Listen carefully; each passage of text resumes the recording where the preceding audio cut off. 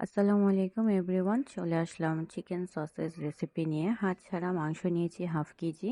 এটাকে আমি এখন ব্লেন্ড করে নেব।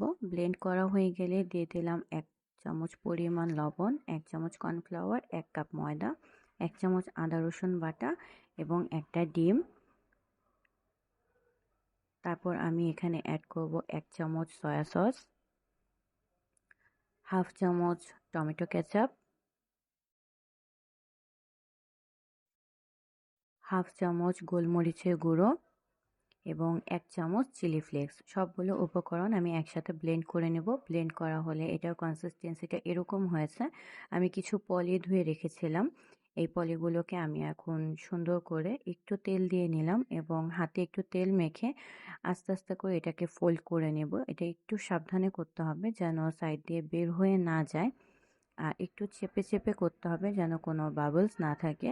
এখন আমি এটাকে আস্তে আস্তে হাত দিয়ে চেপে চেপে একটা রোলের মতো তৈরি করব। দেখুন আমি দুই পাশটা একটু চাপ দিয়ে নিয়েছিলাম যেন এটাকে ফোল্ড করার সময় আসলে সাইড দিয়ে বের না হয়ে যায়। এই দুই পাশটা আমি এখন খুব শক্ত করে আটকে দিব। আপনারা চাইলে এটা আমার মতো রাবার দিয়ে ইউজ করতে পারেন বা অনেকে সুতা ইউজ করতে পারেন।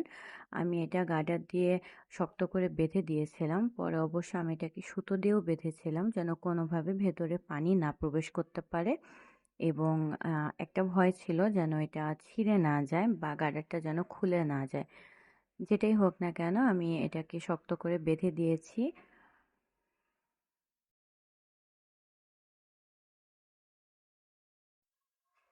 হাত দিয়ে একটু চেপে চেপে দিচ্ছি যেন কোনো বাবলস না থাকে এবং চুলায় আমি গরম পানি বসিয়ে রেখেছিলাম। পানিটা ফুটে আসলে আমি সবগুলো সসেস ছেড়ে দিব।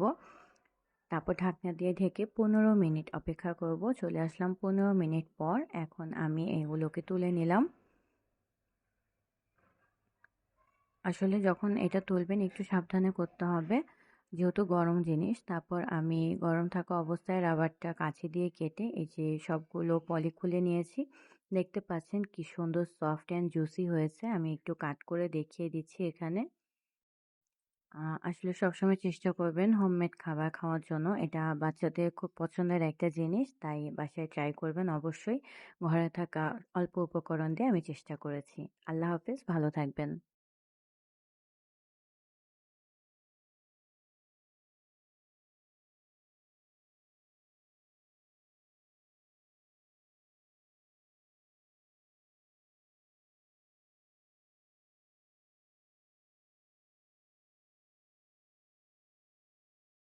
আসলে অতিরিক্ত ফ্রোজেন করা ঠিক না, কিন্তু বাসায় অবশ্যই এটা ট্রাই করবেন বেবিদের জন্য। আল্লাহ হাফেজ, টাটা।